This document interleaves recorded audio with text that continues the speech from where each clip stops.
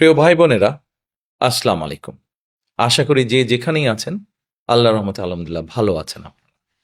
আজকে আপনাদের সামনে আমি একটি খুব গুরুত্বপূর্ণ বিষয় নিয়ে আলোচনা করতে চাইছি।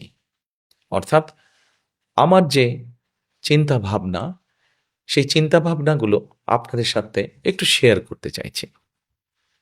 যে বিষয়টি বলবো এই বিষয়টি অনেক গুরুত্বপূর্ণ বিষয় এবং অনেক বিরাট বিষয়। কিন্তু সময় যেহেতু কম, সংক্ষেপে আপনাদের সামনে এই গুরুত্বপূর্ণ বিষয়টির সম্পর্কে আমার চিন্তাভাবনা তুলে ধরতে চাই। বিষয়টি কি? নিশ্চয়ই অনেকে ভাবছেন। বিষয়টির সাথে জড়িত আমাদের এই প্রিয় মাতৃভূমি বাংলাদেশের ভবিষ্যৎ। বিষয়টির সাথে জড়িত আমাদের ভবিষ্যৎ বংশধর বা ভবিষ্যৎ প্রজন্ম।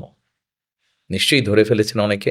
জি, যারা ধরে ফেলেছেন তাদের জন্য বলছি, বিষয়টি হচ্ছে শিক্ষা। শিক্ষাই হচ্ছে জাতির মেরুদণ্ড। কাজে এই শিক্ষাকে যদি আমরা সঠিকভাবে, শিক্ষা ব্যবস্থাকে যদি আমরা সুন্দরভাবে সঠিকভাবে গড়ে তুলতে না পারি, তাহলে জাতি হিসাবে হয়তো আমাদের উঠে দাঁড়াতে অনেক কষ্ট হবে। এই শিক্ষা ব্যবস্থাটির মধ্যে প্রথম বিষয়টি হচ্ছে প্রাইমারি প্রাইমারি শিক্ষা ব্যবস্থা। প্রাইমারি শিক্ষা ব্যবস্থাটাকে আমরা একটু সুন্দর করে গুছিয়ে সাজাতে চাই। দেখুন, আপনি যদি একটি ভালো আম গাছ চান, ভালো কোয়ালিটির যদি আঁটি হয়, অর্থাৎ বীজটা যদি ভালো হয়, নিশ্চয়ই তাহলে ফলনটাও ভালো হবে, গাছটাও ভালো হবে। কারেক্ট, ঠিকই ধরতে পেরেছেন আপনারা। আমরা প্রথমে গুরুত্ব দিতে চাই আমাদের শিক্ষা ব্যবস্থার প্রাইমারি স্কুলের যে শিক্ষক আছেন সেই শিক্ষকদের ট্রেনিংয়ের উপরে।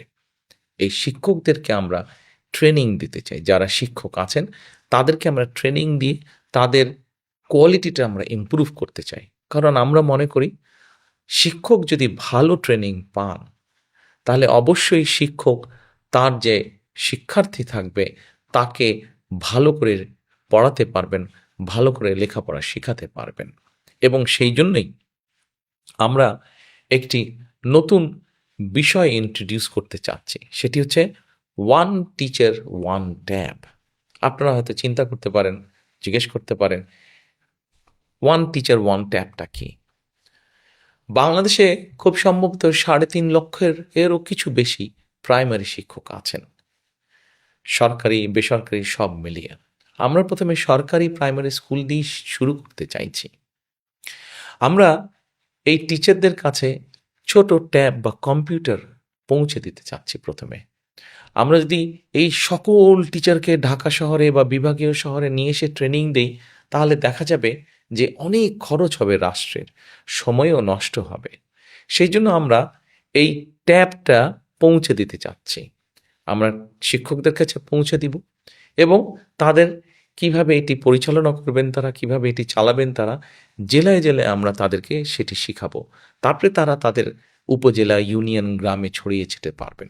ফলে অর্থাৎ একজন টিচারের কাছে একটা কম্পিউটার থাকবে। সেই কম্পিউটারের মাধ্যমে ঢাকা থেকে বসে একজন শিক্ষক ভালো কিছু ট্রেনিং তাদেরকে দিতে পারবেন। অথবা একজন শিক্ষক যে যশোরে আছেন, সে দেখা যাবে কুড়িগ্রামের একজন শিক্ষককে ভালো কোনো একটি বিষয় ট্রেনিং দিতে পারলেন। অথবা চট্টগ্রামে একজন শিক্ষক আছেন, সে হয়তো দিনাজপুরের ছাত্রছাত্রীদেরকে ভালো কোনো একটি বিষয়, শিক্ষার কোনো একটি সাবজেক্ট বিষয় ভালো করে পড়াতে পারবেন। এটা তো গেল একটা। সময় লাগবে, কিন্তু আস্তে আস্তে আমরা এই জিনিসটি গড়ে তুলতে চাই, এই সিস্টেমটি আমরা গড়ে তুলতে চাই। এবার আসুন,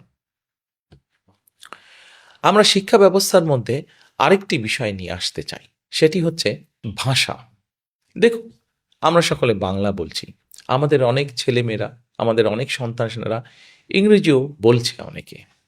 কিন্তু চিন্তা করে দেখুন, আমাদের সন্তান, আমার সন্তান, আপনার সন্তান, তারা যদি বাংলা পারে, তারা যদি ইংরেজি পারে এবং ইংরেজি ভাষার পাশাপাশি যদি আরেকটি ভাষা, তৃতীয় একটি ভাষা সে যদি জানে, তাহলে বড় হয়ে সে যদি তার সেই জানা ভাষার দেশে যায় বা যেতে পারে, তাহলে নিশ্চয়ই সে একটা ভালো কর্মসংস্থান খুঁজে বের করতে পারবে।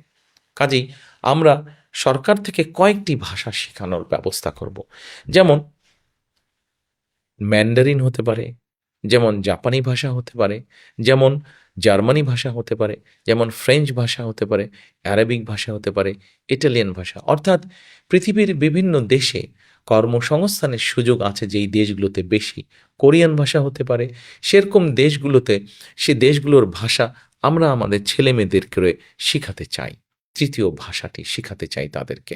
তারা যদি এই ভাষাটি শিখতে পারে তাহলে বড় হতে হতে সেই ভাষায় তার দক্ষতা হবে। এবার আসুন, ভাষা শিক্ষার পাশাপাশি আমরা প্রাইমারি স্কুল থেকে শুরু করে একদম ক্লাস 12 পর্যন্ত আমরা আরও কয়েকটি বিষয় এখানে আমরা বইয়ের বা স্কুলের সিলেবাসের মধ্যে নিয়ে আসতে চাই। কি কি সেটি? যেমন ধরেন, খেলাধুলার একটি বিষয় আছে। প্রত্যেকটি ছেলে মেয়েই কোনো না কোনো বিষয় খেলতে পছন্দ করে, কোনো না কোনো স্পোর্টস খেলতে পছন্দ করে। আমরা যেটি করতে চাইছি সেটি হচ্ছে যে আমাদের ছেলেমেয়েরা সাধারণত যে সকল খেলাধুলায় ভালো, কেউ হয়তো ফুটবল খেলায় ভালো, কেউ ব্যাডমিন্টন খেলায় ভালো, কেউ সাঁতারে ভালো, এরকম যারা যেই স্পোর্টসে ভালো, এরকম 6-7টি স্পোর্টস আমরা রাখবো স্কুল সিলেবাসের ভিতরে, এবং তাকে ওই খেলায় অংশগ্রহণ করতে হবে। যে ছাত্র ছাত্রী যে খেলাটি বেছে নেবে তাকে সেটিতে অংশগ্রহণ করতে হবে, এবং অংশগ্রহণ করাইলেই শুধু হবে না, সেখানে থেকে পাস মার্ক পেতে হবে। অর্থাৎ সে খেলাধুলাও ভালো হয়ে উঠবে।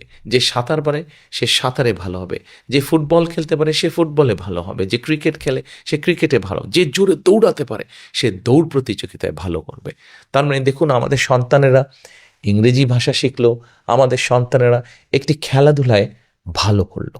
এবার আসুন, আমরা আমাদের সন্তানদেরকে গড়ে তুলতে চাই যেমন ভালো খেলতে পারবে, তৃতীয় একটি ভাষা, দ্বিতীয় একটি ভাষা জানবে, একই সাথে তাকে আমরা বিভিন্ন রকম আরও আর্ট বা কালচার শেখাতে চাই। যেমন অনেক শিশুরই অনেক ইচ্ছে আছে, কেউ হয়তো গান শিখবে, কেউ হয়তো গিটার বাজানো শিখতে চাইছে, কেউ হয়তো কবিতা আবৃত্তি শিখতে চাইছে, কেউ হয়তো ছবি আঁকতে চাইছে। তাকে আমরা সেই সুযোগটি করে দিতে চাই। এবার চিন্তা করুন তো, আপনার সন্তান ছোটবেলা থেকে যখন একটি দ্বিতীয় এবং তৃতীয় ভাষা শিখবে, একই সাথে আপনার সন্তান যখন একটি খেলায় ভালো হবে, একই সাথে আপনার সন্তান যখন একটি আর্ট বা কালচারে ভালো হবে, এতগুলো গুণ যখন একটা বাচ্চার মধ্যে থাকবে, সেই বাচ্চাটিকে কেমন করে কেউ আটকে রাখতে পারবে? সে এই দেশে বাংলাদেশেই থাকুক অথবা সে পৃথিবীর যে কোনো দেশেই যাক না কেন, তাকে কেউ আটকে রাখতে পারবে না। সে তার জীবনকে তার মতন করে সুন্দর করে গড়ে তুলতে পারবে। প্রিয় ভাই বোনেরা, আপনাদের অনেকের কাছেই হয়তো মনে হতে পারে যে আমি যেই কথাগুলো বলছি আসলে কি এটা সম্ভব? অবশ্যই সম্ভব।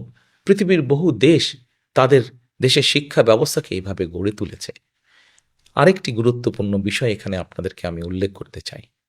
যে বিষয়গুলো বলেছি সেগুলো তো আমরা করতে চাইছি, পাশাপাশি আমরা প্রাইমারি লেভেল থেকে ক্লাস 9 পর্যন্ত বিভিন্ন টেকনিক্যাল এবং ভোকেশনাল থিওরিটিক্যাল নলেজটা আমরা বাচ্চাদেরকে শেখাতে চাই, এবং ক্লাস 9-এর পর থেকে ক্লাস 12 পর্যন্ত তাদেরকে আমরা বিভিন্ন ভোকেশনাল এবং টেকনিক্যাল বিষয় প্র্যাকটিক্যাল নলেজটা আমরা তাদেরকে দিতে চাই। অর্থাৎ একটা বাচ্চা, একটা ছেলে বা একটা মেয়ে যখন ক্লাস 12 পার হয়ে যাবে তখন তাকে আটকে রাখা অনেক কঠিন হবে।